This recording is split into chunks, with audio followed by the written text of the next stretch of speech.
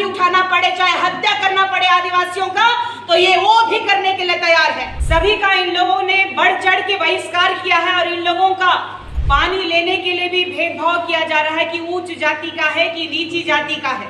और आदिवासी एक पहचान का मोहताज नहीं है। मैंने कहा है, आदिवासी पैदा होते हैं, बनना नहीं पड़ता है। ये लगातार अपना भक्षकपंथी का अपना जो मुखौटा है उसको दिखाने का काम कर रहे हैं।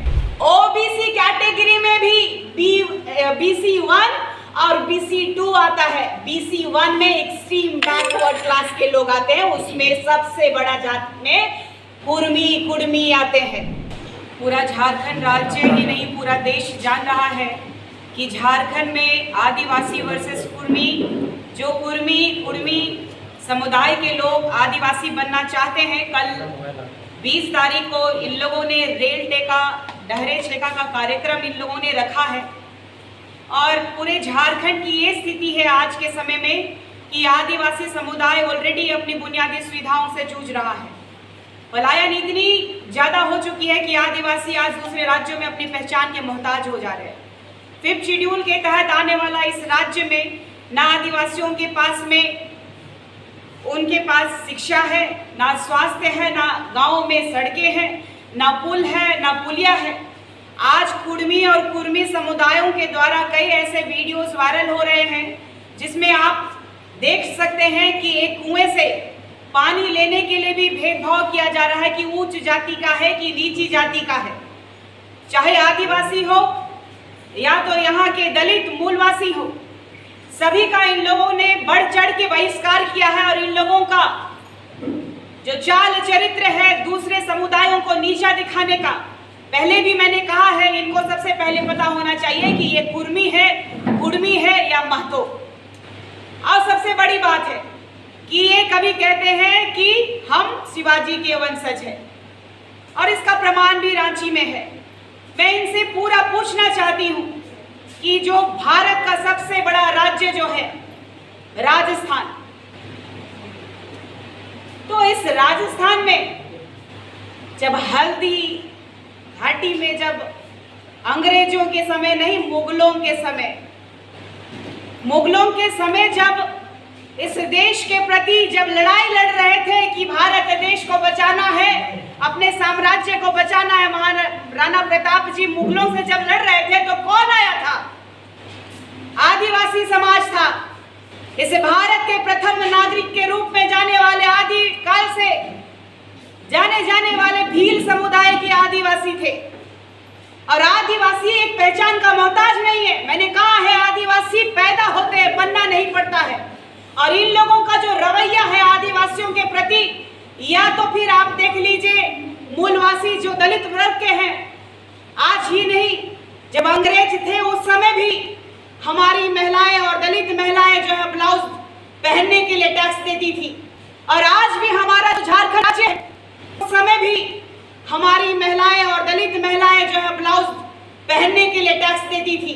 और आज भी हमारा झारखंड राज्य इस तरीके से दरिद्रता में है कि आज 28 विधायक जो आदिवासी हैं आरक्षित सीटों पे, और आज इस झारखंड राज्य के माननीय मुख्यमंत्री आदरणीय बड़े भाई हेमंत सोरेन जी भी एक आदिवासी बेटा है। दुर्भाग्य है कि आज केंद्र में बैठी हुई सरकार, जिसकी जिम्मेदारी है कि इस राज्य में 5th शेड्यूल के तहत आने वाला राज्य में CNTSPT एक्ट को प्रखरता से लागू किया जाना चाहिए। सबसे बड़ी बात एक चीज है कि इस राज्य में आदिवासियों के हित के लिए जब पेशा अधिनियम 1996 लागू करने के लिए जब आप देखिएगा हाई कोर्ट जब बाध्य कर रहा है, उसके बावजूद हमारा झारखंड राज्य में हमारी सुनवाई नहीं हो रही है। हमारे बच्चों के लिए, जो पढ़ने लिखने वाले बच्चे हैं, उनके लिए एक भाषा एकेडमी तक नहीं ये लोग बना सकते हैं। हमारे बच्चे जो सरकारी छात्रावास में रहते हैं, किसी तरह से उनके माँ बाप 1-2 रुपया जमा करते हैं और हॉस्टल में जमा करके उनको कहते हैं बेटा अच्छा से पढ़ा ताकि अपने राज्य का, अपने देश का नाम रोशन करना। लेकिन वहाँ पे एक बावर्ची तक नहीं है। ये हाईटेक की बात करने वाले लोग, हमारे बच्चों के लिए एक कंप्यूटर और एक लाइब्रेरी सुविधाएं नहीं दी गई है। हमारे लोग जब बीमार होते हैं गांव से तो खाट पे लेके आ जाते इन्होंने कहा अभी कुशवाहा समाज को प्रतिनिधित्व करने वाले बड़े भाइयों ने कहा कि ये परजीवी है। इन्होंने ठीक कहा कि ये रक्षक किसी के नहीं हो सकते। ये लगातार अपना भक्षकपंथी का अपना जो मुखौटा है उसको दिखाने का काम कर रहे हैं। आज भारत के संविधान में संवैधानिक तरीके से अगर ये लोग प्रोटेस्ट करते तो आज बंगाल के हाई कोर्ट में और पुरुलिया के एसडीएम और एसपी साहब प्रेस कॉन्फ्रेंस करके इन लोगों को चेतावनी ना दे रहे होते।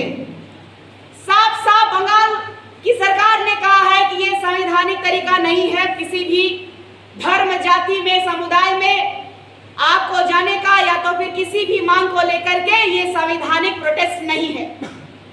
हमें ये संविधान का पाठ पढ़ाने वालों से मैं पूछना चाहती हूँ कि आदिवासियों को कमजोर, आदिवासियों को दबा कुचला समझने वाले महतो कुर्मियों को मैं पूछना चाहती हूँ कि आदिवासी अगर है तो आदिवासी ही रहेगा, लेकिन अपना अस्तित्व देख लीजिए।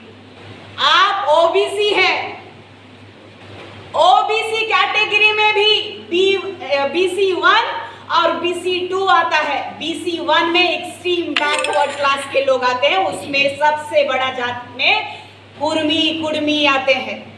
ये एक्सेप्ट ही नहीं कर पा रहे हैं। जिस तरीके से बिहार में कुर्मी समुदाय के नीतीश बाबू आज मुख्यमंत्री के रूप में पदस्थापित है, वो यही चाहते हैं कि एन प्रकार चाहे लाठी उठाना पड़े, चाहे हत्या करना पड़े आदिवासियों का, तो ये वो भी करने के लिए तैयार है।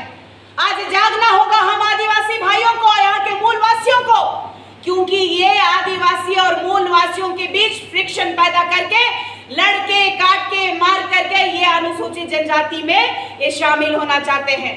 जब एसटी भाइयों को, ये बहनों को, चाहे गांव में लोग हमारे समुदाय के लोगों को छुआछूत बोल करके दरकिनार कर देने वाले लोग आज हमारे भाई कैसे हो गए। हमारे खेत में आप काम किए, आप हमारे खेत में हल जोते, आपने फसल बोया, फसल काट के आप ले गए, लेकिन हम खेत तो नहीं न दे देंगे। आप यहाँ हल चलाने आए, खेत जोतने आए, फसल उगाने आए, अपना परिवार को चलाने के लिए आए, लेकिन ये कहाँ का न्याय है? कौन सा संविधान में लिखा हुआ है कि दूसरे का खेत, दूसरे का संपत्ति को, दूसरे का जाति को, दूसरे का धर्म को वो अपना बना ले? ये दुर्भाग्य का विषय है। जो हमारे आदिवासियों के, मूलवासियों के हित ऐसे नहीं हो सकते, जो कम्युनिटी सिर्फ और सिर्फ स्वार्थ के लिए और सिर्फ झारखंड की राजनीति में अपना परचम लहराने के लिए अगर अपना रेल टेका और डहर छेका कार्यक्रम करने में अगर ये लोग कह रहे हैं कि एन प्रकार कोई भी आ जाओ, ये चैलेंज कर रहे हैं, ओपन आदिवासी नेताओं को चैलेंज कर रहे हैं, लेकिन ये दुर्भाग्य है, हमारा झारखंड राज्य के बिना ये पूरे भारत में औद्योगिक क्रांति नहीं हो सकती है। लेकिन आज तक आदिवासी समुदाय विकास को लेकर के कभी बाधित नहीं रहा, लेकिन आज लगातार हमारा आदिवासियों का शोषण होते आ रहा है। अब आदिवासी समाज जो है चुप नहीं बैठेगा। आदिवासी समाज ने बिगुल फूंक दिया है। इन लोगों का कहना है निशा भगत एक आदिवासी लड़की क्या ही उखाड़ लेगी, तो उनको कल पता चलेगा कि आदिवासी समाज में भी फायर ब्रिगेड लोग हैं। इनको पता चलेगा कि आदिवासी भारत के प्रथम नागरिकों ने भगवान को भी जब बनाना भगवान इस भारत देश में, तो उससे भी पहले आपको बताना चाहती हूँ कि भगवान राम जी भी गए थे वनवास, तो आदिवासी महिला से मिले और आदिवासी समुदाय के लोगों ने भगवान राम जी का सेवा सत्कार किया था। उससे पहले से हम लोग हैं, और आज आदिवासी समुदायों को कहां ढकेला जा रहा है? आज हमारे देश की प्रथम नागरिक संवैधानिक तरीके से रूढ़िवादी परंपरा को मानने वाली एक बेटी महामहिम जो यहाँ राज्यपाल रही, वो राष्ट्रपति है द्रौपदी मुर्मू जी। आज हम लोग यहाँ से बात नहीं बनेगा तो दिल्ली तक जाएंगे और इस बार आर पार की लड़ाई लड़ेंगे और कुर्मियों को ये बताने का काम करेंगे। पुनः मैं कहती हूँ कि आदिवासी पैदा होते हैं, आदिवासी बनाए नहीं जाते हैं। धन्यवाद। राजभवन कल का कार्यक्रम 11 बजे से है और सभी झारखंड के हमारे तमाम आदिवासी जनजाति के लोगों को और मूलवासियों को मैं आह्वान करना चाहती हूँ। आपकी बेटी ये कहती है कि इस बार आप नहीं जागेंगे तो आने वाला पीढ़ी में ना आप मुंह दिखा पाइएगा, ना ही हमारे समाज में आप ये कह पाइएगा कि आदिवासी है, क्योंकि आदिवासी नेता आज मौन है। राजपाट सत्ता के लालच में सिर्फ और सिर्फ यहाँ की खनिज संपदा की लूट करने के लिए आज हमारे साथ जो शोषण हो रहा है, उसके लिए जनता को खुद विपक्ष का काम करना पड़ेगा। जनता को अपनी हक की बात और अपनी लड़ाई खुद लड़नी होगी।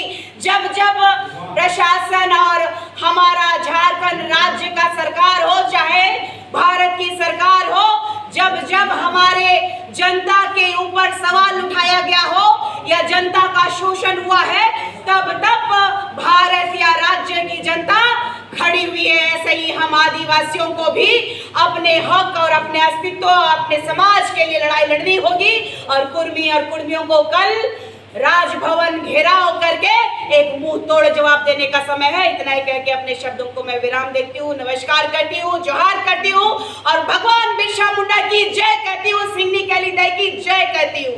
धन्यवाद।